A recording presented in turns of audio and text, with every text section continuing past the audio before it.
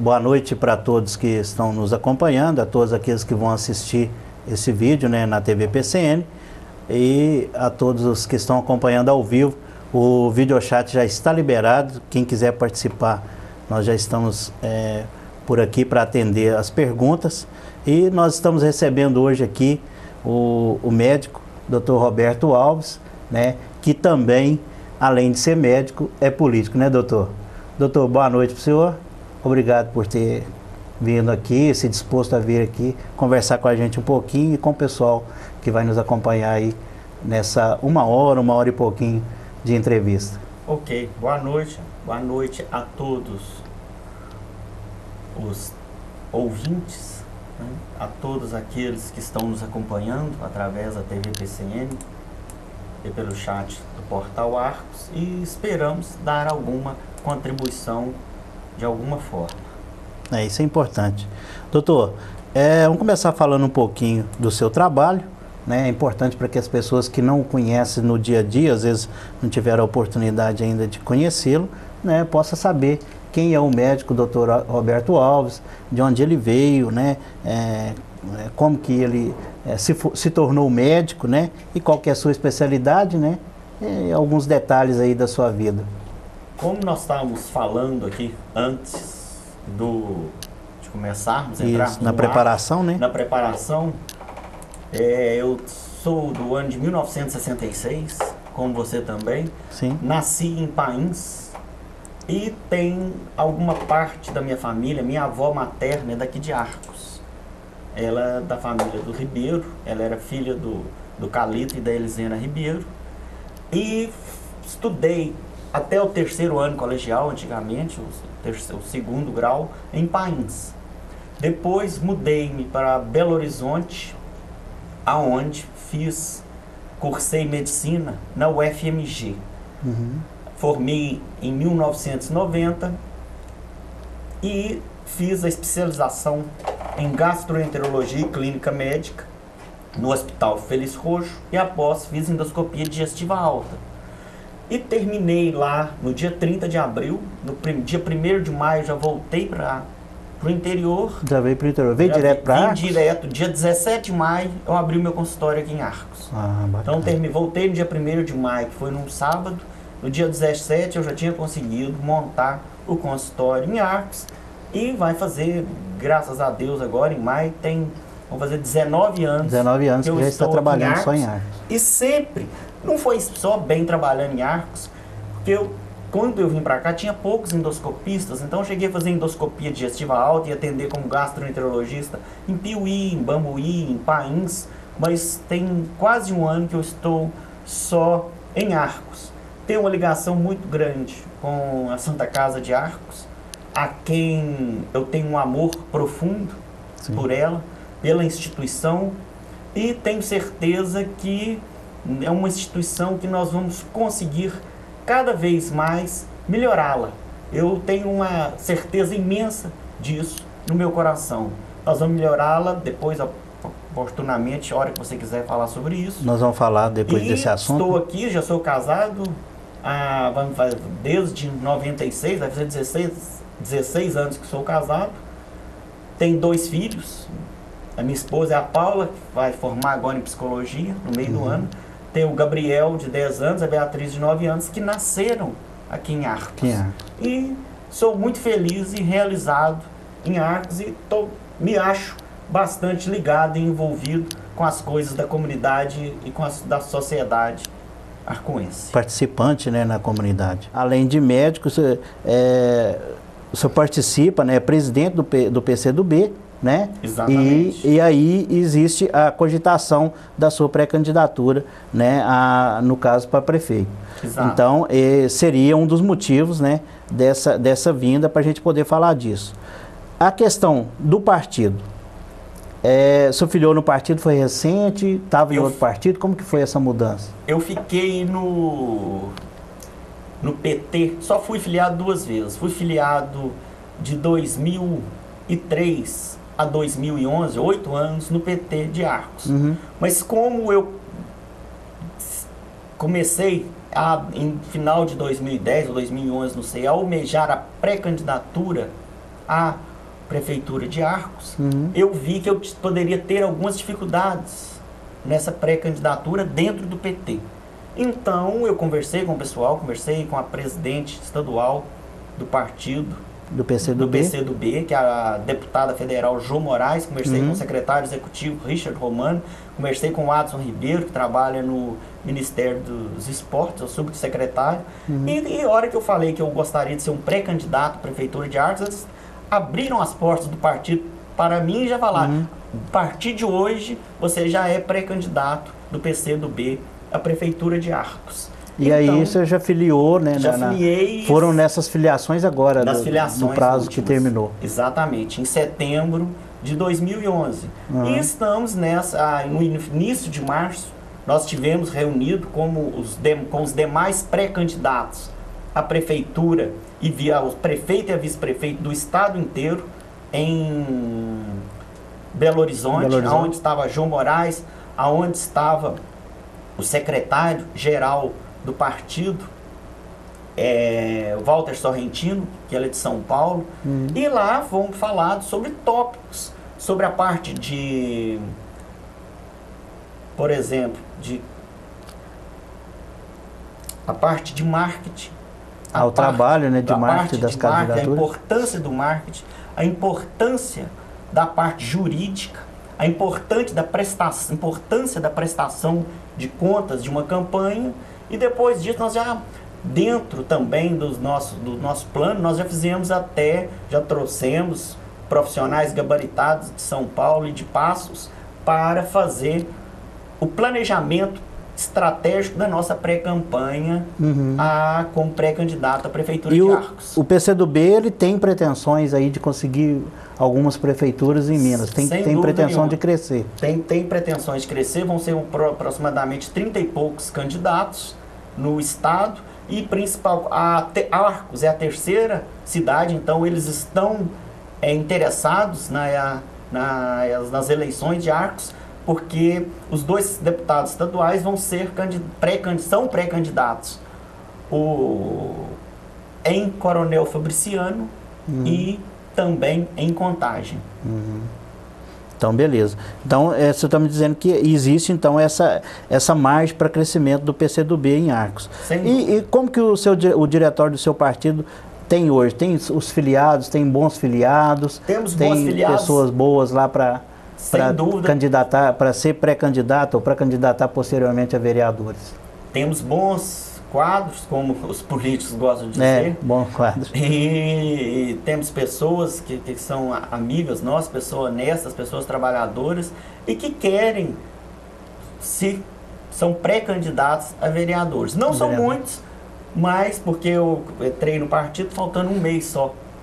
Só uma curiosidade, o seu partido teve problema de dupla filiação ou passou tudo tranquilo? Não, nenhum. O meu já tinha afastado do PT, então não tive problema, e nenhum dos outros. Teve algumas poucas coisas que foram sanadas aqui em Arcos mesmo, nós tivemos que recorrer nada em Belo Horizonte. Não, então tá. Porque vários partidos tiveram, né, problemas, inclusive com o programa, com a questão da base de dados. Datas, né? Eles devem ter estudado pouco o programa do Felipe. E aí deram alguns problemas, mas alguns já foram resolvidos, né? E então a curiosidade de saber se no seu partido teve isso. Nós não temos problema nenhum. Não, bacana. Então nós estamos aí firmes na nossa pré-candidatura. Por que a importância de falar pré-candidatura? Porque a lei eleitoral, a pessoa só é candidato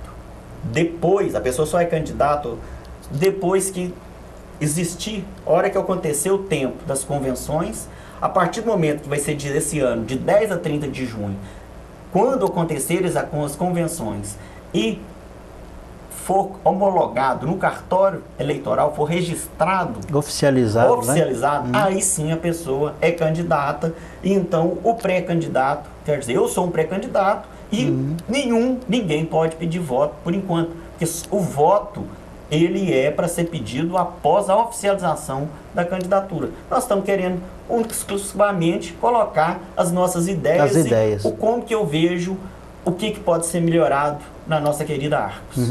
Eu quero até aproveitar e pegar um gancho na sua fala, doutor, para dizer o seguinte, que nós vamos, o Portal Arcos tem um projeto, nós protocolamos esse projeto na semana retrasada, se não me engano, lá no cartório eleitoral, E durante esse período nós vamos trazer, igual nós trouxemos aqui anteriormente, né, o médico Dr. Wellington, eu conheço muito bem, estamos trazendo o senhor hoje, e vamos trazer outros nas outras semanas, todos obedecendo os mesmos parâmetros de oportunidade.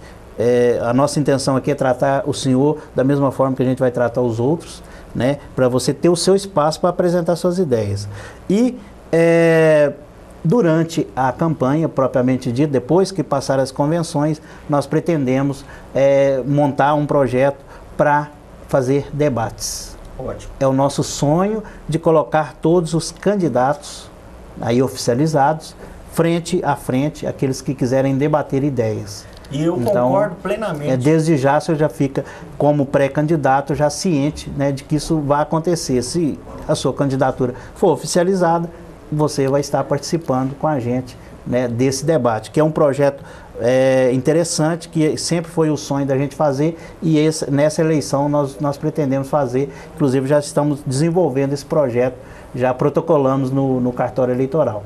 Então aproveitar só esse gancho para já, né, colocar essa ideia aqui para você ficar sabendo e também para as outras pessoas ficarem sabendo. Se nosso bom Deus quiser, nossa pré-candidatura, a partir do momento que ela for oficializada, ela vai virar uma candidatura.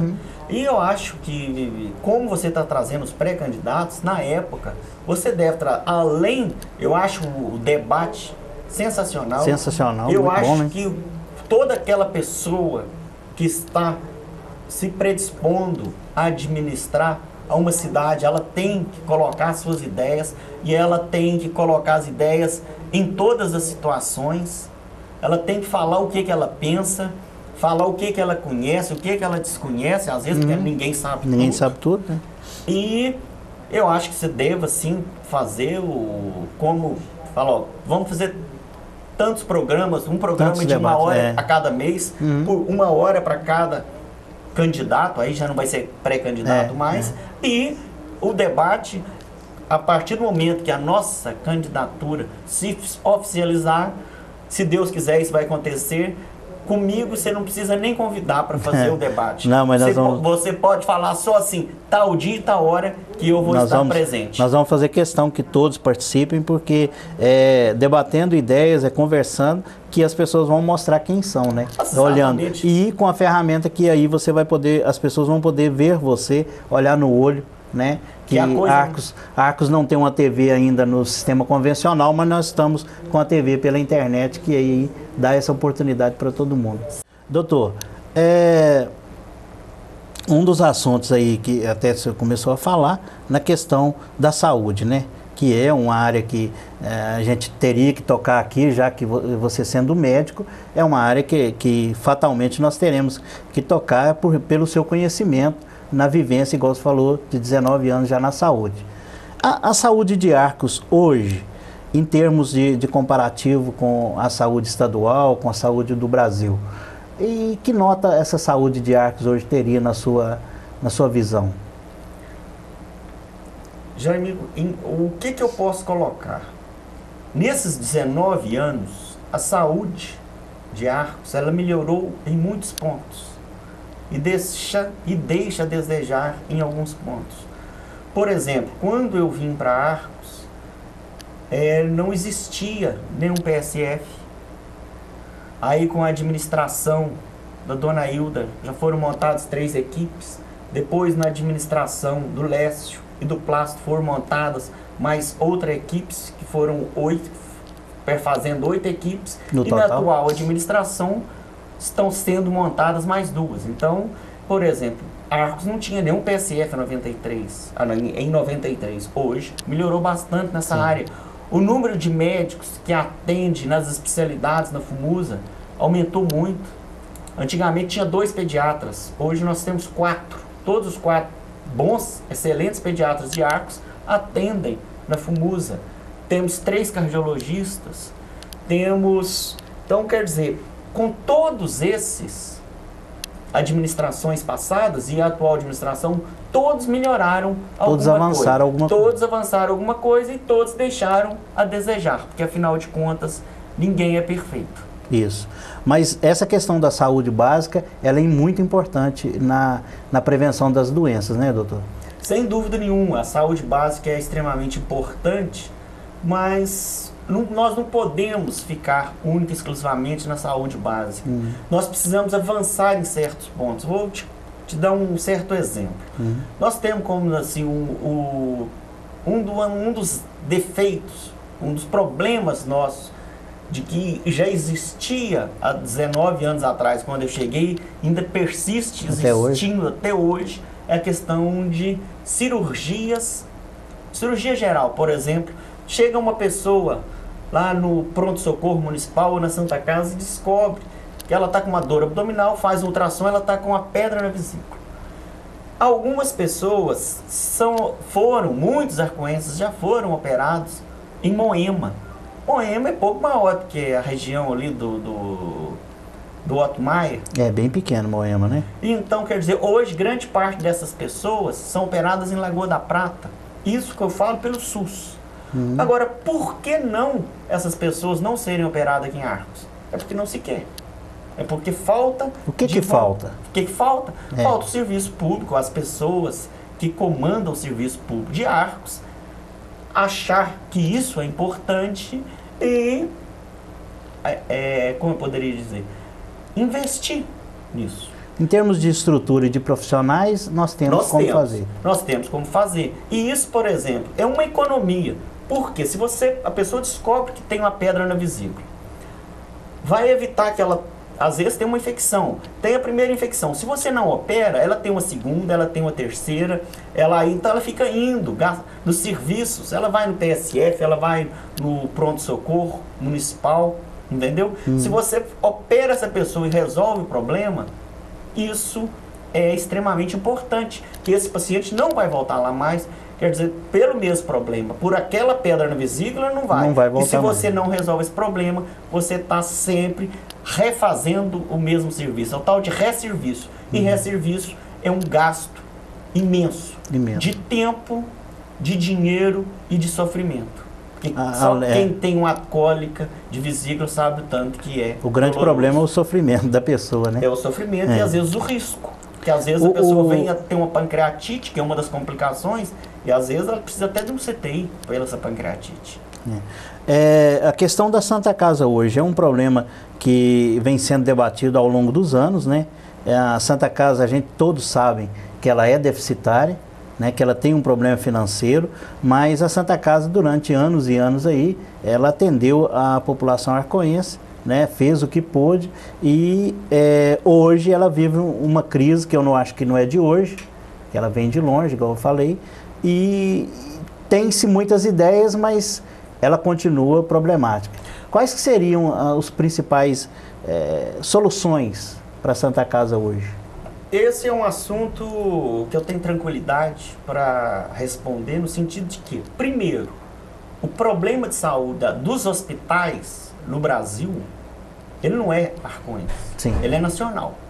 Ele não é só de Arcos, ele não é só do estado de Minas Gerais, ele é do Brasil inteiro. Hoje, a dívida das Santa Casas, aproximadamente 6 bilhões de reais.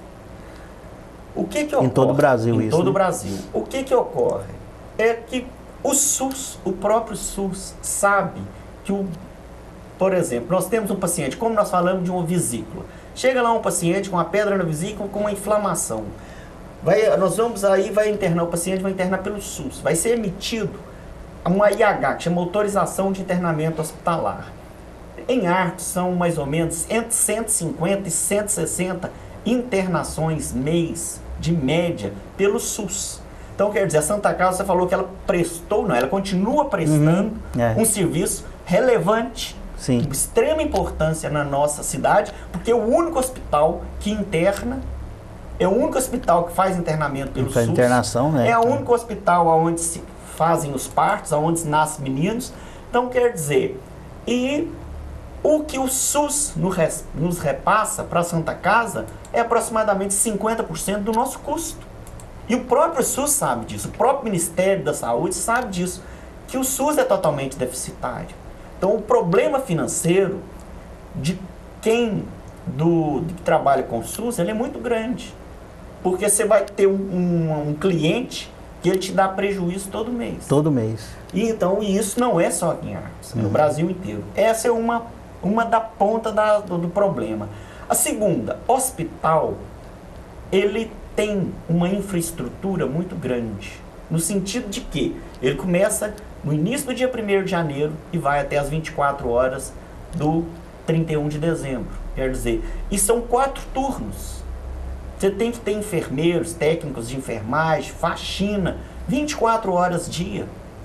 Então, isso é uma estrutura pesada. Tanto que você vê empresário montando tudo, supermercado, parque de diversões, fazenda, mas você nunca viu um empresário montando hospital. Investir Pelo em contrário, hospital. em Minas Gerais, fecharam-se mais hospitais nos últimos anos do que abriram. Por quê? Porque não dá lucro. É a lógica perversa do lucro. Então, quer dizer, como que eu vou montar uma coisa que vai dar prejuízo? Só que as pessoas esquecem que ali hospital não é para dar lucro. O hospital é para dar assistência. E para dar assistência a quem que está precisando, que está com sofrimento naquele momento. Então, eu acho que são 3 as fontes de recursos de um hospital. Primeiro, o serviço dele próprio. São as fontes através do SUS, através dos convênios e através do particular. Primeiro. Segundo, através do poder público. Ajudas da prefeitura, ajudas do governo estadual e ajudas do governo federal. E o terceiro, os países desenvolvidos já sabem que só a estrutura governamental às vezes não dá conta de manter todas as instituições que precisam, como hospitais, asilos, creches, principalmente universidades. Então, tanto que as grandes universidades dos Estados Unidos, uma das principais fontes delas são doações de ex-alunos. Então, por isso é que a Santa Casa colocou um serviço de telemarketing recentemente, e nós estamos tendo uma grande aceitação. Está tendo uma boa aceitação. Estamos tendo uma excelente aceitação. E vou te falar, por exemplo, sábado foi aniversário da dona Sebastiana Amorim, vó do Dr. Antônio Carlos Silva. Ela foi a 4ª pessoa que esse ano já pediu como presente, sugeriu para os seus convidados uma doação espontânea para a Santa Casa. Bacana. A Santa Casa já conseguiu com essas doações R$10.000 esse ano. Então isso ocorre principalmente porque depois dessa nova administração que entrou agora, principalmente na figura do provedor, Fernando da Arcomáquinas, eu acho que hoje a credibilidade da Santa Casa ela é muito maior do que antes. Por isso que tem tantas pessoas ajudando a instituição. Então as pessoas estão se dispondo a ajudar espontaneamente, sem dúvida, oferecendo ajuda. Sem dúvida, porque eles acreditam na honestidade, na responsabilidade e na transparência da sua provedoria e da sua diretoria. Não seria viável a criação de algum tipo de convênio, de cartão, de alguma coisa que a comunidade pudesse participar e obter algum desconto no serviço? Ele já foi utilizado, já a Santa Casa tinha, não só que certo. Hoje ele é proibido pela Agência Nacional de Saúde Suplementar. Então, quer dizer, eu não vou sugerir, isso já foi pensado várias vezes, nós falamos lá nas reuniões, eu não participo da direção da Santa Casa, eu sou apenas voluntário, que isso, como nós vamos lançar uma coisa, o provedor vai lançar um produto que ele pode ser penalizado judicialmente. Não tem jeito. Não pode, de forma nenhuma. Que seria uma ideia que poderia dar certo. Sem dúvida. Mas se não tem amparo legal, não adianta. Pelo contrário, ele é proibido. Beleza.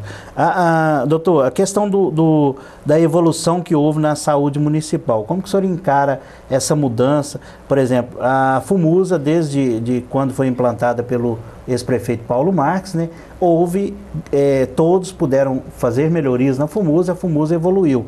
Né? E agora, recentemente, houve a mudança do atendimento do PS da FUMUSA para o hospital antigo, o Hospital de Otorrino, que hoje é o Hospital São José, que faz os primeiros atendimentos. Né? Essa mudança de estrutura, acha que a população ganhou com essa mudança? Houve uma melhora no atendimento, até na questão das instalações, da equipe que lá atende hoje? Ou você acha que não melhorou nada? Não, algumas coisas melhoraram e outras eu acredito que não melhoraram tanto. Talvez algumas tenham até piorado. Certo. Em relação, por exemplo, o PA como tal, ele foi criado em outubro de 1995 e funcionou de 95 a 2010, quer dizer, quase 15 anos, lá na FUMUSA. Eram 2 médicos que ficavam de plantão. Era o médico que atendia no PA, que era primeiro das 8 às 17, depois ele ficou das 7 às 19, e à noite o atendimento era feito na Santa Casa através de um convênio. Certas coisas melhoraram. Por exemplo, hoje o hospital de otorrino, hoje ele tem um alvará, como ele teve o alvará na época da Dona Hilda, como teve na época do Lécio, na época do Plácio. Por quê? Várias cirurgias já foram feitas lá pelo hospital de otorrino, antes dessa atual administração. Certo. O que ocorre? Hoje, quais são os pontos positivos, principalmente, que eu acho? O ultrassom da FUMUSA é excelente. Tanto o aparelho, quanto a doutora Maria Augusta, que faz os exames. Nós temos um laboratório muito bom. Laboratório de análise clínicas, né? Muito bom. Temos um raio-x bom. Temos um mamógrafo a quem eu não aconselharia a uma pessoa que tem uma dúvida em relação a um problema mais grave de mama. Eu acho que um mamógrafo, um exame, ele é, às vezes, para tirar dúvidas. Às vezes eu não sei se o aparelho daquele tira dúvidas ou deixa um pouco mais dúvidas. Certo. Então, isso aí eu acho que não é um... Seria um ponto negativo nesse sentido. Eu não vou falar que é negativo. Eu vou falar, para não falar, se fosse um familiar minha, não iria fazer lá. Entendi. Agora, os outros aí eu já não sei. Outra coisa que eu acho é em relação ao atendimento. Eu acho que, às vezes, em alguns horários de pico, talvez tem mais médicos atendendo, entendeu? Eu não posso falar do atendimento de lá, porque eu nunca entrei. Eu fui lá no hospital, hoje o Hospital Municipal São José, ou Pronto-Socorro Municipal, eu fui lá 10 minutos, então eu não posso falar do atendimento. Sei que, tenho certeza que tem muito por onde ser melhorado, mas às vezes mostrar certas deficiências é muito complicado. O senhor não chegou a cogitar a possibilidade de trabalhar lá, não? Não foi convidado? Não, porque essa atual administração, eu trabalhei no PA muito, às vezes eu ficava lá na sala do PA mais do que na minha própria casa. E eu fui dispensado 2 vezes, uma em 2009 e 2010. Como eles falam que gato escaldado tem medo de água fria, eu não quis dar a chance deles me dispensarem uma terceira vez. Uma terceira vez. Então, eu não cogitei, não. Tá certo. Mas então é igual você falou, tem coisas que podem ser melhoradas, mas tem coisas que melhoraram. Algumas pontes. Agora, todas as administrações, seja a que eu presenciei, seja de Plácio, Ribeiro Vaz, de 93 a 96, Hilda Borges de Andrade, de 97 a 2000, Olécio Rodrigues de Souza, de 2001 a 2004, e novamente Plácio Ribeiro Vaz, de 2005 a 2008, todos eles fizeram muitas coisas pela saúde de Arcos. Evoluíram, né? Evoluíram muito e todos, até alguns pontos, por exemplo, o caso da cirurgia, até hoje não foi resolvido. Nenhuma. Então vamos continuar nos nossos temas, né? Eu acho que tranquila a questão saúde, do partido. Uma coisa que eu acho que aqui Arcos, só para complementar, nós falamos um pouco da Santa Casa, um pouco do Hospital São José. Eu acho que Arcos tem muito, uma coisa totalmente deficitária, que é a parte da fisioterapia. Que eu acho que Arcos merece uma assistência, merece um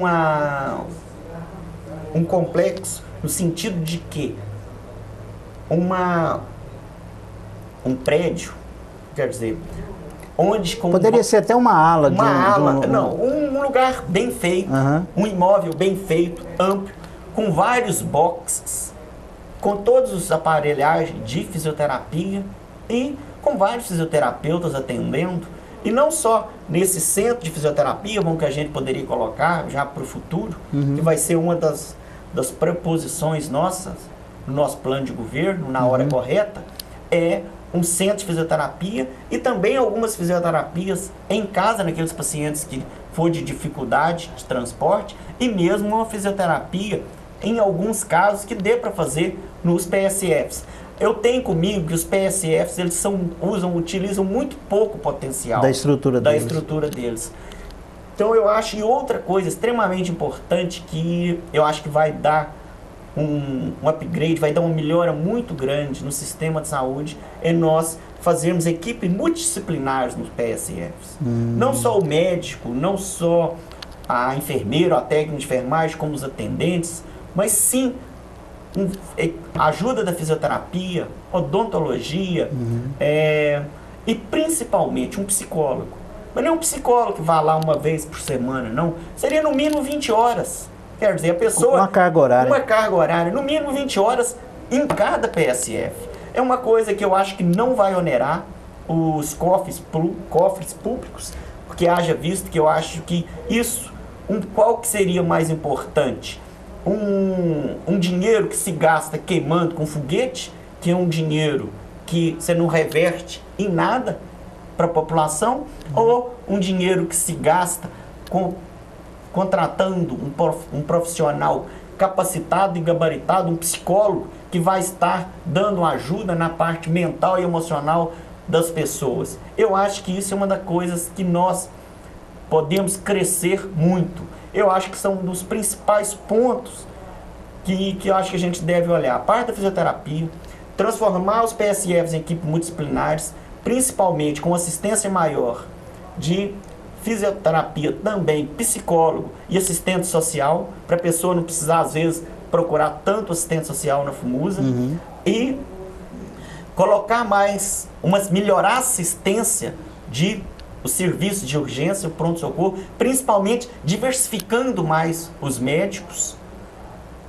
e principalmente as cirurgias que dê para fazer em Arcos, que elas sejam feitas por aqui, não em Moema ou Lagoa da Prata. Eu acho que são as pontes que nós podemos melhorar e trabalhar muito em relação a isso. A questão dessa assistência que é dada pelo NAPS, pelo CAPS, você acha que ela ainda é pouca? Eu acho que precisaria diversificar mais. Eu acho que nós temos totais condições de melhorar. E uma coisa, apesar de que hoje está um enigma, até quando a PUC fica aqui em Arcos, de pronto é uma coisa que eu coloco também, que vou colocar no plano de campanha, que é o que? Nessa nossa pré-candidatura, a PUC não pode sair daqui de Arcos, de forma nenhuma. Pelo contrário, eu acho que um dos motivos que a PUC talvez esteja na iminência de fechar aqui em Arcos, é porque eu acho que nunca houve uma integração que merece da Arcos com a PUC. Da cidade todo, como da comunidade, da administração municipal, da comunidade, da sociedade com a PUC.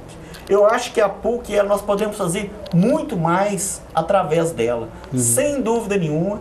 E, por exemplo, os futuros psicólogos, aqueles que estão fazendo os estágios, eles têm que ser, não só os psicólogos, como os futuros enfermeiros, eles têm que ter uma participação maior nas nossas instituições, seja na Santa Casa, ou seja no todo o serviço de saúde público. Seriam projetos que integrassem os alunos, né, com os órgãos, né, vamos dizer assim, né, eles existem, mas de uma forma mínima. Então eu acho que Arcos nós perdemos muito potencial. O que eu chamo de perder potencial? Nós temos, graças a Deus, um município que tem uma boa renda per capita. Concorda comigo? Sim. Nós temos muitas indústrias. Então nós temos um PIB de Arcos, se você for ver, ele é dos maiores do estado de Minas Gerais. E eu acho que às vezes esse dinheiro, essa arrecadação, ela não tem um bom endereçamento. Pode continuar. Eu acho que nós, sem dúvida nenhuma, nós precisamos de festas mais baratas aqui em Arcos. Não é parar de fazer festa, de forma alguma. Eu gosto de festas, mas as festas podem ser muito mais baratas, sem dúvida nenhuma. Nós precisamos soltar 1% dos foguetes que nós estamos soltando no momento. Porque qual a importância disso? Porque ao invés de se gastar 1 milhão aproximadamente com foguete por ano, 1 milhão, com festas. Porque se você pega um Verão Vivo, 100 mil reais por ano. Se você pega um carnaval, mais 300 mil, 400 mil. Depois vem festa do trabalhador. Desfile de 7 de setembro, que antigamente se gasta, não é para parar de fazer o desfile, é para economizar ele de uma forma, fazê-lo, usar o pessoal da prefeitura, não precisar de ninguém de fora. Um Réveillon, e com a propaganda que se faz da atual administração, o que ocorre? Economia é 1 milhão aproximadamente por ano que se gasta com essas coisas que eu passei.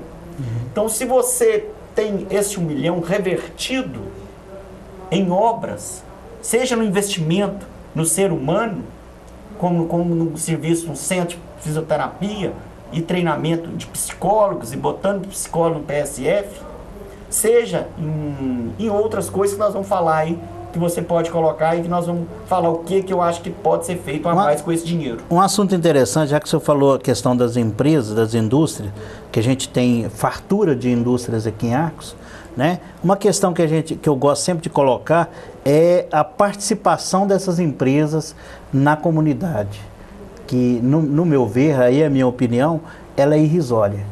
Né? O que nós podemos fazer para que essas empresas participem mais da comunidade através dos seus investimentos, através dos seus impostos que ela pode deixar de pagar e investir em projetos na cidade? Né? O que seria a solução para isso? Para chamar essas empresas a ajudar nas melhorias da Santa Casa, que já foi falado muitas vezes, e não só da Santa Casa, outros projetos sociais da comunidade. Primeira coisa que eu acho, o que ocorre? Eu acho que às vezes a administração pública, a prefeitura fica às vezes um pouco distante da PUC, fica um pouco distante das grandes empresas. Uma das coisas, por exemplo, nós não precisamos reinventar a roda. A roda, desde que ela foi reinventada, ninguém conseguiu melhorá-la. Não, nós vamos botar um piquezinho aqui, um corte, que vai dar uma bacada de vez em quando. Então, o que acontece? Nós precisamos buscar em outras cidades que tenham empresas, que tenham o perfil das nossas empresas, ver o que essas empresas ajudam nessa cidade.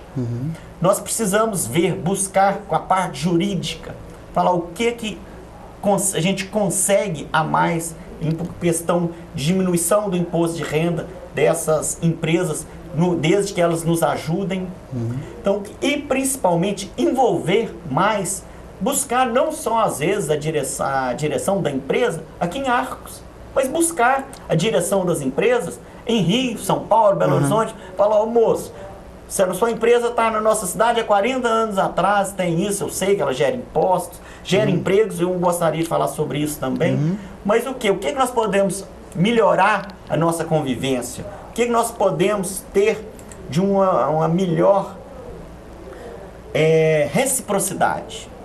Sim. Nós nos fornecemos muita matéria-prima que vocês transformam ela em riqueza. Isso. Mas nós precisamos também alguma reciprocidade a mais. É porque a matéria-prima está indo embora. Está indo embora. Então nós precisamos nós precisamos buscar aquelas cidades que já fazem isso, buscar juridicamente o que pode ser feito e oferecer, chegar para as empresas e falar: juridicamente, nós vamos apresentar esse projeto, você vai utilizar seu imposto de renda, parte dele, que a lei te ampara nisso. Às vezes, uma empresa aí, que essas empresas grandes, são grandes, elas têm uma arrecadação imensa. Às vezes, 2% do imposto de renda dela, ao invés dela pagar para o governo federal, que ratificar em algum projeto aqui em Arcos, já muda totalmente a nossa cidade. Isso. Não faz diferença para eles, porque todos eles vão pagar. Bom. E para nós vai ser, vai poder mudar totalmente a nossa sociedade. Mas teria que apresentar algo para elas, né? Exatamente. Que elas não vão, jamais elas vão vir até... Elas não vão preocupar em nos apresentar as nossas soluções. Nós é que precisamos ir atrás de outros exemplos, bons exemplos que tem no Brasil, olhar a parte jurídica e buscar uma convivência maior, não só com os gerentes daqui de Arcos, com os diretores de Arcos, mas com diretores, presidentes mesmo, que falem e cheguem e falem: vocês já estão lá, nós estamos precisando disso e disso. Obviamente, o peso é outro. Sem dúvida. E a questão, por exemplo, Tem muito se falado no royalties do petróleo. Do petróleo e do minério, que é o nosso caso aqui. Seria uma ajuda a melhoria dessa porcentagem? Isso aí a gente tem que ver, sem dúvida nenhuma, que tudo que for direito do município, que fique aqui. Mas eu acho que nós temos que querer até ir a mais. Nós não temos que querer só o direito. Nós temos que buscar soluções, buscar projetos aonde que a gente tem uma integração da prefeitura, comunidade, sociedade com as grandes empresas que estão aqui em Arcos. É apresentar projeto para elas mesmas, falar, ó, vocês têm que chegar a lei, a Constituição brasileira permite que vocês deixem isso aqui para a gente. Então eu acho que nós temos que ser proativos. Nós não temos que só esperá-los, não. Nós é que temos que ir buscá-los e conviver, falar, ó, isso tem condições de ser feito, apresentar soluções. Ok. Vamos passar agora para a questão da educação, né? Que é uma das atribuições do administrador público, né? Principalmente nos municípios. A nossa educação hoje, ao seu ver, ela é boa, ela é ruim, precisa melhorar muito ou já tem como administrar isso aí sem fazer grandes investimentos? Rapidamente, como diria o professor Rolian, tipo ping-pong, tipo gostaria de fazer uma pergunta. Qual que é o principal problema do Brasil? Saúde ou educação? Não adianta falar que os dois. Não, um dos mais graves é o problema da saúde. Não, mas qual que você acha mais grave hoje no Brasil? Saúde ou educação? No meu ver, a educação tem investido muito, mas falta muito ainda. Eu, sem dúvida nenhuma, acho que o caos nesse país hoje não é saúde. Não? É a educação. É pior? Eu acho. Por quê? Quando nós formamos, tiramos o quarto ano em 76, talvez nós tivéssemos, apesar da carga de ensino hoje ser muito melhor, talvez a gente tivesse saído com um preparo melhor do que os meninos de hoje. Eu acho que o grande problema da educação, qual que é o ponto-chave da educação? Não existe educação sem professor. E hoje, infelizmente, todos os governos, seja municipal, estadual, federal, eles valorizam muito pouco os nossos professores. Se nós não tivermos uma melhor capacitação, uma melhor e maior capacitação dos nossos professores, se não investirmos nisso, nessa maior capacitação e não cobrarmos dele, fica muito difícil. Mas como você vai investir em capacitação, vai cobrar deles e não vai melhorar a sua remuneração? Eu sou a favor da meritocracia. O que é simples, a meritocracia? É você ganhar de acordo com seus méritos. Então você primeiro dá as ferramentas, seja as ferramentas no sentido, por exemplo, o rapaz que dá no plano estratégico da pré-campanha, ele trabalha em Guarujá. Lá praticamente todas as escolas municipais usam a lousa digital. Por que não ter a lousa digital aqui em Arcos? Mas como nós precisamos de uma lousa digital, nós precisamos de cursos constantes da capacitação dos nossos professores. A evolução é muito rápida. A evolução é muito rápida, às vezes eles têm certas dificuldades, mas a partir do momento que você dá condições físicas e de materiais para que os professores deem uma boa aula, que você os capacite e você vai fazer o quê? Você vai cobrar deles e vai incentivá-los. Porque sem incentivo financeiro, quer dizer, você não consegue a dedicação de ninguém. Do profissional. O profissional é muito difícil e hoje os professores carregam muito complicado. Porque se você conversar com os professores, boa parte deles trabalha em 2, 3 escolas, trabalha no estado, trabalha no município e hoje perde papéis demais, perde muito relatórios. Então os professores hoje eles ficam às vezes mais por conta de fazer relatório do que se preparar para a sala de aula, para ensinar. Eu acho que a saúde melhorou muito em certos pontos, mas a educação hoje nós precisamos descobrir formas de melhorar a nossa educação. E eu acho que passa isso. Dar condições de uma boa escola, uma escola limpa, sem goteira, sem mato, sem rato, sem barata. Uma estrutura boa, uma né? estrutura física boa, uma estrutura, nós temos que lembrar sempre, quando que nós iríamos pensar há 30 anos atrás de você pensou há 30 anos atrás que você iria estar fazendo algum dia uma entrevista que passasse num computador para a cidade inteira, que não era para a cidade inteira, para o mundo inteiro? Então, quer dizer, evolui muito rápido. A evolução tecnológica, ela tem que ser, ela não pode andar fora do ensino. Nós não podemos esquecer essa evolução tecnológica, porque além do mais, toda criança hoje, eu brinco que eles já vêm com chip mais moderno. Elas já vêm chipada no sentido de que eles têm uma facilidade para mexer com a informática muito maior do que nós temos. Então, quer dizer, como que você vai lá? Você tem uma criança que mexe com um notebook, mexe com um celular, mexe com esses PlayStation, é na maior facilidade do mundo. Mas às vezes, a hora que ele chega ali, a educação talvez não o desperte. A educação está no giz ainda. Está no giz. Está na era do giz. E o outro está na parte tecnológica de último grau. Eu acho que a comparação que você está fazendo é ótima. A professora está no giz e o aluno já está no celular que tira foto, que tem internet no celular e ele tem acesso ao mundo inteiro na palma da mão. Então, quer dizer, às vezes, o que está faltando é a gente repensar o ensino. Aí não é o problema só de Arcos. Não, o problema é do Brasil inteiro. Mas por que não começar com tentar algo novo aqui por Arcos? Porque nós temos condições financeiras para isso. Nós temos pessoas, nós temos potencial financeiro, nós temos potencial humano e nós temos pessoas com esperança e vontade aqui na nossa querida cidade de Arcos. Então eu acho que falta é querer, é sentar e ouvir planejar, falar, nós queremos isso no próximo ano ou nos próximos 4 anos e falar, e nós vamos buscar isso, ouvir a sociedade, sentar com as lideranças, sentar com os centros comunitários, não fazer obras no sentido de que eu vou fazer uma obra. Por exemplo, você é da mídia. Foi a maior peleja nos últimos tempos, aqui em Arcos, o Facebook e tudo. Qual que era? A construção ou não, o local da construção do centro de convivência do idoso. Todo mundo sabe que precisava do centro de convivência do idoso. 100% é a favor. Ótimo. Mas aparentemente 90% era contra do local. Será que se aparentemente 90% é contra o local, será que aquele é o local apropriado?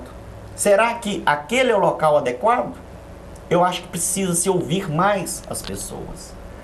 Porque a partir do momento que uma pessoa senta numa cadeira de prefeito, ele não quer dizer que ele vai entender mais de saúde do que o médico. Ele não vai entender mais de direito do que o advogado. Ele não vai entender mais de engenharia do que o engenheiro.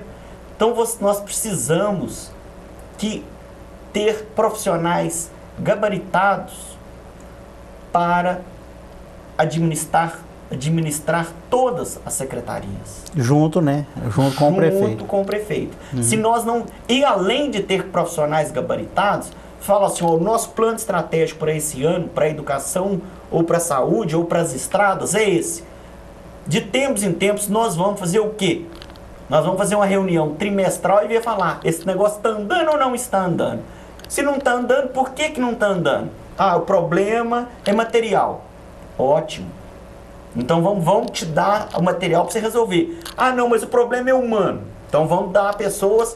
Agora, mas e o problema? O problema talvez seja naquela pessoa, naquela que está ali dirigindo o negócio e não quer que o trem vá para frente. Aí só tem um jeito de resolver isso. Qual que é? Trocar a pessoa. Trocar a pessoa. Infelizmente. Não, ou felizmente. Ou felizmente. Porque às vezes o infelizmente pro político, às vezes se é infelizmente pro político, é muito mais infelizmente para a população. Ok. Beleza. Com relação à questão da educação, só uma última questão. As escolas em tempo integral, é uma boa, não é uma boa? Eu acho que sim. Funciona ou não funciona? Funciona, por exemplo, a escola... Teve uma certa época que o bairro Calcita ficou estigmatizado, com problemas de violência e tudo. Depois que na época da administração, se eu não me engano, do Plácido, eu não lembro se foi do Plácido ou do Lécio, mas acho que foi do Plácido, ou no final do Lécio, no início do Plácido, começou com a escola de tempo integral, melhorou muito lá no Calcita. Surtiu efeito. Surtiu efeito. Eu acho que o que nós precisamos investir? Nós precisamos investir no ser humano. Por exemplo, voltando ao problema das empresas. Muitas das pessoas dessas empresas têm profissionais que não são de Arcos. Por quê? Às vezes eles não têm esse profissional aqui. Se você investe no ser humano, se você investe na formação das crianças, dos adolescentes, dos jovens, o que vai acontecer? Nós vamos ter pessoas, seja ele nível técnico, seja ele nível terciário, para o quê? Para ocupar esses empregos nas indústrias daqui de Arcos. Mas eles não vão ficar lá com pessoas que não dê resultado. Então é extremamente importante que a gente pense em investir no ser humano. E não existe nada mais importante no desenvolvimento, quer seja de um país, de um estado, de uma nação, do que o investimento na educação. Haja visto o exemplo da Coreia, que tem hoje, está sempre, ou Coreia, ou os países nórdicos, Suécia, Finlândia, Dinamarca, está sempre disputando quem que é o primeiro lugar da educação mundial. A Coreia, ela deu um salto de desenvolvimento em 100 vezes nos últimos 30 anos. Por quê? Porque investiu em quê? Na educação. A China, por que ela está crescendo? Está crescendo muito porque tem muita gente, tem um mercado interno muito grande, mas por quê? Mas porque investe na educação. Eles levam a educação a sério, eles levam o professor a sério, eles levam o ensino a sério. E eles procuram trazer algo que vai realmente mudar a vida das pessoas. E não existe nada que muda mais a vida das pessoas do que a educação. A educação. É o pilar, né? Só com relação à questão dos profissionais das empresas, eu vou deixar para o final, eu queria fazer até um comentário, se você puder me lembrar, Renato, só para não atrapalhar o nosso andamento, mas eu tenho uma opinião a respeito disso que depois eu gostaria de colocar, mas vamos terminar e depois eu deixo para o final para não atrapalhar a sua entrevista, só para mim não esquecer. Doutor, moradia. Nós temos um déficit de moradia, recentemente foi até anunciado em jornais aí, inclusive o secretário de Ação Social esteve aqui, foi entrevistado aqui e disse que tem um déficit de moradia muito grande. Eles estão aí anunciar alguns projetos, mas a Arcos tem um déficit grande de moradia. Né? Essa solução de construir casas populares, de criar bairros aí, casas populares que foram doadas ou que são pagas com prestações pequenas pela Caixa, é a solução para a moradia? Ou doar material, doar lote? O que é a solução para a moradia? A primeira coisa, como eu falei, não adianta a gente querer reinventar a roda. O pior do déficit de Arcos não é o déficit de moradia, é o déficit total de investimentos em moradia nos últimos anos. O que acontece? Se você for em Pains, você vai ver praticamente bairros inteiros que foram construídos nos últimos 8 anos, nos últimos 7 anos. 200, entre em torno de 250 casas populares de um padrão excelente. Aí se você vem aqui para Arcos, quantas? Acho que foram 4, se eu não me engano, não sei. Sei que foram poucas. Então o que ocorre? O grande problema é a falta desse investimento. Eu acho que a gente tem que aproveitar todos os programas do governo, todos. Eu acho que não só do governo federal, como nós temos que buscar recursos nos programas do governo estadual. E tem também, eu acho que, por exemplo, tem certas situações que são emergenciais. Por exemplo, se eu estou num plantão, tem lá um paciente com gripe e tem um com a dor no peito, que é um provável infarto. O que eu vou tomar conta primeiro? Eu vou cuidar daquele provável infarto. Sim. Eu tenho pessoas que têm situação de casas precaríssimas, telhado caindo, chovendo dentro da casa. Aí você fala disso, você tem que ter um serviço de assistência social totalmente técnico, no sentido de que alguém liga lá, uma coisa que eu acho que uma prefeitura precisa de ter, uma tamanho da nossa, um ouvidor geral, colocar uma pessoa inteligente, educada e que saiba ouvir as pessoas, para ficar lá o dia inteiro, só para ouvir queixas. Mas eu tenho certeza que naquelas queixas vai ter muita coisa que vai ser aproveitada. Você vai chegar lá num bairro, qualquer um, vamos botar bairro Tamboril, que não é um bairro que existe aqui em Arcos, é uma localidade. No bairro Tamboril, chegou lá a dona Josela pro ouvidor, pro assistente social, falou, ó, a casa do Dom Maria não aguenta mais uma chuva, não. Então, quer dizer, você tem que ter uma assistência social que no outro dia ela já está lá e fala, chega lá e chega pro prefeito e fala, ô, a casa do Dom Maria não aguenta uma chuva mesmo, não. E você já tem que ter, fala, ó, lá o que resolve? Resolve só material, ela tem lá uns 2 filhos, um é pedreiro, outro é servente, que pode construir. Fala, não, ela não tem ninguém. Ela veio lá não sei da onde, veio lá do norte de Minas, mora aqui sozinha, ela não tem nada. Não adianta a gente levar só o material, porque se você levar só o material, a areia vai ficar lá, a chuva vai vir, vai escorrer a areia para a rua abaixo. Então lá nós vamos ter, a prefeitura vai ter que fazer. Porque a gente sabe que existem alguns investimentos, mas a gente, nessas obras, existe doação de material. Agora, essa doação tem que ser realmente para quem? Para quem precisa. Porque às vezes uma pessoa tem um pedido. Aí você chega, quem que tem a gripe nesse caso? A Dona Maria é aquela que está infartando. Quem que é a gripe? Você chega lá, tem uma pessoa lá, estou precisando trocar uma parte do meu telhado. Chega lá, realmente precisa do telhado. Quantos metros tem a casa? 125. Tem um carro, 2 carros na garagem, um novo e um mais ou menos ruim. E tem uma moto. Então, quer dizer, a prefeitura tem que intervir nessa hora? Não. Nós não temos um cofre numa prefeitura que dá para fazer tudo para todo mundo. Então, é extremamente importante que o quê? Que se dê prioridade em ajudar a quem realmente precisa.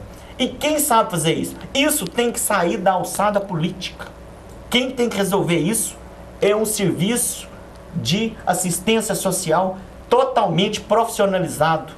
No sentido de que, aonde as pessoas vão falar, vão dar a preocupação com a casa da Dona Maria, que na próxima chuva pode cair. E não com o telhado do outro, que tem uma casa de 125 metros, com 2 carros e uma moto na garagem. Porque ele dá conta de resolver através de outra forma. A Dona Maria não. Então eu acho que como essa foi uma analogia que nós fizemos entre um infarto e uma gripe, entre a casa da Dona Maria e a casa de 125 metros, com 2 carros e uma moto, que infelizmente, às vezes, o que ocorre? Às vezes a assistência vai ser dada para o telhado de 2 carros e de uma moto. E isso tem que ser mudado. A eleição de prioridades tem que ser bem feita. É claro. Outra coisa que eu acho que deveria funcionar, além de ter um ouvidor para você ver, saber o que a sua cidade precisa, por que não ter um conselho, um prefeito ter um conselho a quem ele, entre aspas, deva uma obrigação e respeito de reunir de 3 em 3 meses.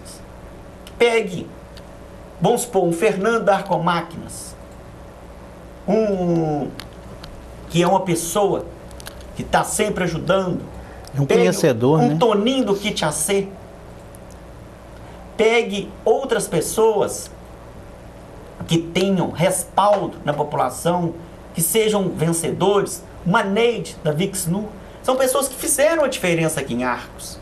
E essas pessoas, o que custa? Um Fabrício da Uniarcos falou, essas pessoas não foram para frente, um alemão da Isabela Garcia, eles não foram para frente à toa. Então essas coisas, a forma de administrar, ela tem que mudar. Essa é uma das coisas que eu busco, seja através, uma mudança de mentalidade. Uma mudança de mentalidade na vida de todos nós. Eu busco isso, estou buscando nessa plataforma, nos encontros da nossa pré-candidatura, busco isso na minha forma de fazer medicina e busco isso principalmente também através dos meios de comunicação, no nosso programa semanal, na Rádio Cidade. A coisa está boa hoje no Brasil? Não. Nós temos vários problemas que, se nós formos discutir e ver o que nós podemos modificar aqui nesse Brasil, aqui na nossa querida Arcos, nós vamos ter inúmeras coisas. Então nós agora só vamos resolver alguma coisa se nós temos inúmeros problemas. Nós vamos dar conta de resolver uns poucos só a partir do momento que mudarmos, nós tivermos uma mudança de mentalidade. No sentido de quê? De fazer uma coisa como um todo, não para uns poucos. Ok.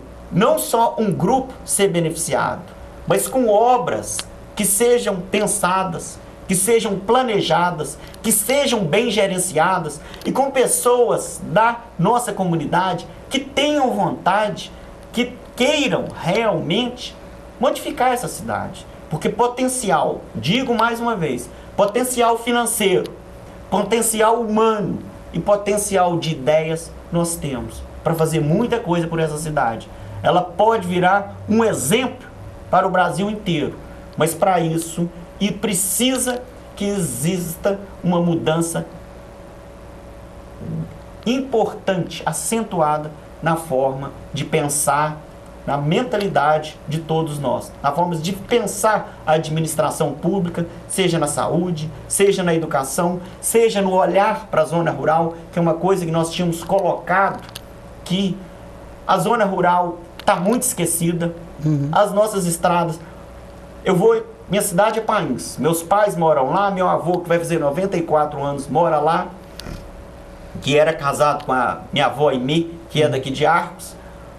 Eu só vou pela estrada de chão. Primeiro, porque eu gosto da natureza. Segundo, eu só ando nos carrinhos velhos que estão sempre sujos, então eu não preciso me preocupar com isso. E terceiro, as estradas de Painhos, todas elas estão sempre em estado excelente de preservação. São estradas que você pode andar tranquilamente em qualquer carro. Eles dão uma assistência, inclusive nas entradas de fazendas, de mataburro, e são coisas que você vai e procura, porque uma coisa não tem, a prefeitura, quantos mataburros ela tem que fazer? Ela tem que fazer a todos da cidade. Não pode ter problema de ter um mataburro na cidade rica igual Arcos. Se o fazendeiro, que hoje uma das classes mais prejudicadas nesse nosso país é o quê? É o meio rural. Meio rural. Então nós temos que dar uma assistência ao meio rural. Ele não pode ter estrada ruim, ele não pode precisar de um mataburro e vir aqui na prefeitura 3, 4, 5, 10 vezes atrás do mataburro. Se realmente ele precisa, ele procura o encarregado disso, ou procura o ouvidor, caso ele exista, fala, precisa de um mataburro em tal lugar. Primeira coisa que ele precisa fazer é mandar lá ver realmente se precisa. Precisa. Chega lá e fala, não, realmente precisa. Às vezes o mataburro foi feito numa curva. Já caíram uns 3 ou 4 ou 10 carros lá. Pô, se nós não parar, vai ser bom para quem conserta carro, pro lanterneiro. Mas para aqueles moradores da região, é muito complicado. O que nós podemos fazer para resolver esse mataburro? Sim. Então a coisa tem que ser pensada. Mas para isso, precisa de uma coisa. Boa vontade. Querer fazer, querer resolver realmente o problema. Não só falar, porque eu estou fazendo. Não, quem faz não precisa ficar anunciando que está fazendo. Porque a obra, ela já é a propaganda de si mesma. Então, se você faz algo bom para um bairro, você não precisa falar, eu fiz isso para o bairro. As pessoas mesmo falam, lá no meu bairro fizeram uma coisa bonita, viu? Melhorou demais a vida de todo mundo. Não existe nada mais importante do que o próprio cidadão fazer a propaganda disso. Isso é bacana. E isso precisa agora de boas intenções. O inferno, mas o cemitério está cheio. Tá certo. Precisa haver uma mudança realmente de boa vontade, uma coisa séria, honesta, totalmente transparente, No sentido de falar, ó, nós estamos fazendo isso por conta disso e disso e disso. E se você falar, ó, vai lá, chega uma pessoa e fala, ó, tô querendo isso. Aí você vai ver lá, o cara mentiu tudo. Ele estava querendo alguma coisa, ele não precisa, é uma coisa que só vai beneficiar ele e que não é da conta da prefeitura. Falou, companheiro, esse negócio seu não tem jeito, por conta disso, disso e disso. E pronto, é na primeira. Esse negócio de ficar enrolando as pessoas, não dá. Então, o que eu busco colocar para as pessoas todas é essa mudança de mentalidade que nós vamos buscar sempre. A honestidade, a sinceridade, a transparência, é a acessibilidade. O que é acessibilidade? É você precisar da pessoa que está no comando de uma prefeitura, ou seja, um vereador, um secretário, que ele seja acessível. E você chegue lá e fala, ó, eu vou lá tal dia, porque eu sei que tal dia ele está lá por conta de atender a gente. Tem ele lá e fica lá com uns 3 lá ajudando. Não atende sozinho, porque ele fala, ó, quero que você resolva isso agora. Vai ver. E isso, para nos dar no sentido de quê? Porque se você não resolve aquele problema do mataburro, que já 3, 4 ou 10 carros já caíram lá, daqui 6 meses, não está em 10 mais, já está em 17. E se você resolver o problema, talvez seja ruim para os lanterneiros, mas para as pessoas daquela localidade, ou para outras pessoas, talvez os da localidade já aprenderam a abrir bem a curva, já passa bem no mataburro. E aqueles que vão fazer uma visita? Então, eu acho que as coisas têm que ser resolvidas. Eu acho que as vesículas que têm pedra têm que ser operadas. As pessoas que têm hérnia, que elas sejam operadas antes que elas dê problema, que elas fiquem encarceradas ou estranguladas. Que a casa da Dona Maria, que está na próxima, antes que falou, ó, chegou lá e olhou, ela não aguenta mais uma chuva, fala, antes então da chuva. vamos resolver isso antes da chuva. Fala, mas ela não tem nada, então nós vamos ter que fazer tudo. Agora, isso por que vai ser feito para Dona Maria e não por que não vai ser feito na casa de 125 metros? Porque um precisa e o outro não precisa. E esse precisar ou não, ele precisa ser técnico, não político. Porque se você for olhar só que não, eu vou fazer, a Dona Maria foi contra mim, mas o da casa de 125 metros, ele fez só faltou botar um outdoor gigante meu lá. Mas o que acontece? Enquanto permanecer essa mentalidade no Brasil, por isso que as coisas não vão para frente. A política, ela acaba qual hora? Às 17 horas, nesse ano, do dia 7 de outubro. Por quê? Se você administrar só pensando em política, o que você vai fazer? Você vai perder muito tempo. Você vai perder chance de ajudar muita gente, de resolver realmente problemas dos outros, de diminuir realmente o sofrimento das pessoas, de realmente você melhorar a saúde da sua cidade, você melhorar a educação da sua cidade, você melhorar as suas estradas da sua zona rural, você melhorar a sua assistência social, você melhorar a questão de segurança pública, você melhorar principalmente uma coisa que só esse assunto dá um programa. Qual que é um dos grandes problemas que nós vamos enfrentar na próxima década? O crack. Que é uma questão grave, né? É uma questão gravíssima, a questão das drogas no nosso país. Porque o crack, ele não arrebenta só a pessoa.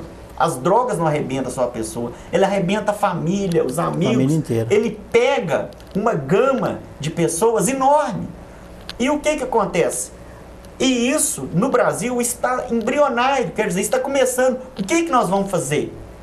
Então, quer dizer, tem muita coisa para ser discutida nesse nosso país. Mas a pessoa, primeiro, tem que saber ouvir, tem que querer, tem que ter disponibilidade, ela tem que saber, lembrar que a partir do momento que ela está sentada lá na cadeira lá da prefeitura, na rua Getúlio Vargas, que ela está ali para administrar uma cidade, não para fazer política. Porque a política nós temos o tempo correto. Certo. Nós estamos chegando aqui no tempo que ficou já pré-estabelecido, né? Concordo que foi plenamente. 1h10, que se a gente for ficar aqui conversando, acho que vai dar mais umas 2 horas. Mas é bom que a gente já deixe um restinho para quando o senhor voltar, né? E vão ter outras voltas, então pode ficar tranquilo que nós vamos falar muito ainda. Desde já, assim, eu já gostei muito da sua forma de colocar as ideias, então pretendo chamá-lo não só nesse período, como em outros períodos para frente, e vamos ter muitas oportunidades de participar com a gente. Mas aí deixar um minutinho aí para o senhor fazer o fechamento, fazer os agradecimentos, né? E já te deixar convidado para sempre que possível a gente vai estar te chamando aqui. Outra coisa que eu acho extremamente importante, isso é uma cultura americana. Chama-se entrevistas do presidente. Entrevista aberta dos presidentes americanos. Existe essa cultura. Aqui, às vezes, os nossos presidentes não gostam de entrevistas onde está tudo pré-programado, pré-estabelecido.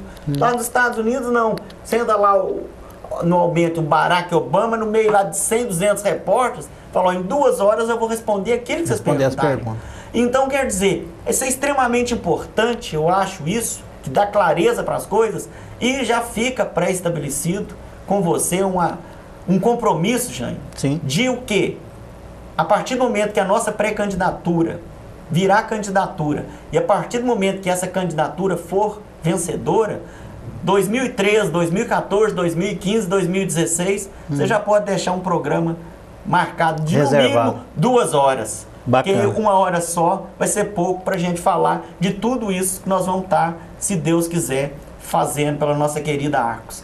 Mais uma vez, eu queria agradecer você, Jânio, Renato, ao Portal Arcos, a PCN, pela oportunidade de estar aqui colocando as minhas ideias, porque eu acho que você deve realmente convidar a todos, porque o voto, ele tem que ser decidido pelo coração e pela mente. No sentido de que? Pelo coração, para você, na mente, de você pensar, falar, eu já ouvi as ideias de todos. Algumas me agradam, outras não, mas do sentir no coração, falei, gente, eu acho que tal pessoa tem sinceridade, tem amor. No que fala, né? No que fala, tem honestidade, no sentido que essa pessoa vai realmente, no pouco que for ser compromissado, a pessoa vai cumprir. Então é extremamente importante que vocês discutem a todos, que vocês pensem e sintam, falando, na hora de decidir o voto. Procurem saber todas as informações sobre todos os pré-candidatos, sobre todos os candidatos na hora certa, e tenho certeza que Deus vai mostrar e colocar no coração de vocês aquilo que é o melhor para a nossa Arcos. Mais uma vez eu gostaria de agradecê-los e que Deus possa nos abençoar a todos, que a Divina Mãe nos ilumine sempre e que os grandes seres de luz do universo possam sempre fazer com que todos nós como um ser, como a nossa cidade, querida Arcos, nosso estado, nosso Brasil, nosso planeta Terra, possa evoluir cada vez mais, aonde a gente algum dia possa viver num mundo sem fome, sem guerra, e que as pessoas lembrem-se que cada um de nós faz parte de uma mesma engrenagem, e que essa engrenagem é extremamente importante, que ela funcione bem, porque todos nós somos irmãos uns dos outros, porque nós somos filhos todos do mesmo Deus Pai Criador. Muito obrigado a todos. Obrigado, doutor. Conforme eu disse, deixei para o final aqui, para não interromper o seu tempo, para a gente comentar a respeito da questão dos profissionais da indústria, né? Eu gostaria até que o senhor ficasse presente, mas uma opinião que eu tenho, que eu vivencio, é que eu acho assim, conforme o senhor falou que deve ser investido bastante na educação dos nossos jovens, dos profissionais, para que eles tenham cursos técnicos, curso superior e se preparem para pleitear cadeiras, pleitear empregos nas nossas indústrias. Mas uma coisa que eu vejo acontecer no dia a dia e eu sou prova viva disso, que isso aconteceu comigo, né? E agora eu estou vivenciando que o meu filho está se formando no curso de engenharia e eu já estou preocupado se ele vai conseguir uma vaga aqui na nossa região para morar aqui perto. Provavelmente vai ter que ir para outras localidades do Brasil para ter a sua carreira como engenheiro. E eu também passei por isso, tive que abrir um próprio negócio para ter um espaço, porque a maioria das empresas de Arcos não oferecem os melhores cargos para pessoas da nossa cidade. Oferece para pessoas que tragam o seu endereço, né? Como de regiões distantes, de Belo Horizonte, de São Paulo, esses têm preferência na hora de participar dos processos seletivos. Então é uma crítica que eu faço às nossas empresas, que privilegiem as pessoas de Arcos, porque eles é que estão aqui, eles é que vivenciam a comunidade, eles que vão ficar aqui, porque aqueles que vêm de fora, eles vêm para trabalhar, quando não está bom para eles, eles vão embora e deixam a empresa, às vezes, na mão. Né? E tudo que foi investido em recursos daquela pessoa, investimento em curso, ela vai levar embora. Então, a mentalidade dos dirigentes das nossas empresas ainda está muito aquém do que seria o ideal, né? E isso é uma cobrança que acho que os nossos políticos podem interferir, né? Então, é um comentário assim que eu, diante da sua fala, eu quis fazer, porque eu acho que é uma situação que é crítica na nossa cidade. Só pegando um gancho na sua fala, Jaime, você falou aquilo que eu busco e luto, mudança de mentalidade. Isso aí. Enquanto não houver uma mudança de mentalidade, seja aqui em Arcos, a nível estadual ou federal, nós nunca vamos conseguir realizar tudo aquilo, nós vamos estar sempre perdendo potencial, nós nunca vamos transformar esse potencial em ação, e isso é uma grande perda de tempo. E perder os nossos jovens, né, os nossos filhos ter que mudar para outras cidades para poder ter sua carreira, né? Isso é muito triste, né? Exatamente. A pessoa investe no ensino superior, na faculdade e não pode morar na sua cidade. Como é que chama seu filho? Chama Jaime também. Jaime também.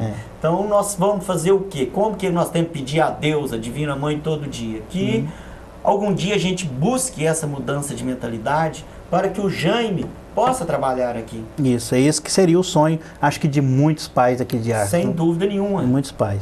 Aproveitar, doutor, e registrar aqui a participação da Maria do Carmo, que está parabenizando pelas suas palavras e desejando que Deus te abençoe, que Jesus te abençoe. E também o Rogério, né, ele mandou uma pergunta aqui, mas como a gente já estourou o nosso tempo, depois vou passar para o senhor vai, acho que não é tão relevante a questão de responder no ar, mas é a questão do que deveria ter uma ambulância com UTI e paramédicos do SAMU. É um assunto que nós não falamos, né? Vamos deixar ele para a próxima, né? Acho que sem dúvida, depois nós podemos tratar dele. Mas de qualquer maneira, cumprimentar o Rogério aí, porque está participando e parabenizando você aí pelas palavras, né? Vamos ficando por aqui, né, Renato? Vamos terminando, que já estamos no horário, né? Senão a gente estoura o horário aqui e depois os outros vão ter que ser maiores também. Exato. Né? E vamos fazer direitinho para não ter nenhuma reclamação posterior. Agradecendo a todos vocês que estão acompanhando a gente, aqueles que vão assistir o vídeo aí posteriormente, né? Um grande abraço, né? E o doutor vai ter a oportunidade de chegar em casa e ver o que a gente errou aqui e depois criticar a gente também. Exatamente. Né? E assistir o vídeo posteriormente. Que a vida é um eterno aprendizado. Manda um abraço, acho que sua esposa, seus filhos estão assistindo Paula, lá, né? Que tá indo, a Paula, que ela deve ter acabado de sair para a escola agora. Que ela tá indo para a faculdade, né? Um abraço ao Gabriel, Beatriz, a todos os amigos esparramados aqui em Arcos. Nesse e que graças Brasil. a Deus eu tenho muitos amigos e eu gosto de falar que é um prazer, uma honra e um privilégio morar aqui em Arcos. Isso aí. Também mandar um abraço para o professor Firmino. Professor Firmino, que é um grande mestre lá na faculdade em Passos, né? Que está ajudando o doutor na sua pré-campanha aí, né? Um abração para o meu amigo Firmino, foi meu companheiro de curso de jornalismo. Ele me falou que formou com vocês, vocês são amigos. Fizemos a nossa monografia juntos. Ótimo. Então é um grande profissional, um grande professor e um grande conhecedor da política. É o coordenador dos cursos de comunicação tanto da UENG quanto do antigo Cefet, como que é Instituto Federal Agora chama Instituto Federal. Instituto Federal. Ele é coordenador dos 2 cursos em Passos e está fazendo o doutorado. Merece o que está acontecendo com ele, porque é uma pessoa fantástica, o Firmino. E nós vamos contar muito com ele, se Deus quiser. Isso aí. Então, gente, vamos ficando por aqui. Uma boa noite a todos, né? E a gente espera vocês na segunda-feira. Vamos anunciar o novo convidado de segunda-feira durante a semana aí. Vocês podem acompanhar, né, no Portal Arcos, que nós vamos anunciar o convidado de segunda-feira. Só vai ter oportunidade. Ninguém, eu posso voltar. Volta de novo. É isso aí, doutor. Um grande abraço a todos vocês e até segunda, se Deus quiser.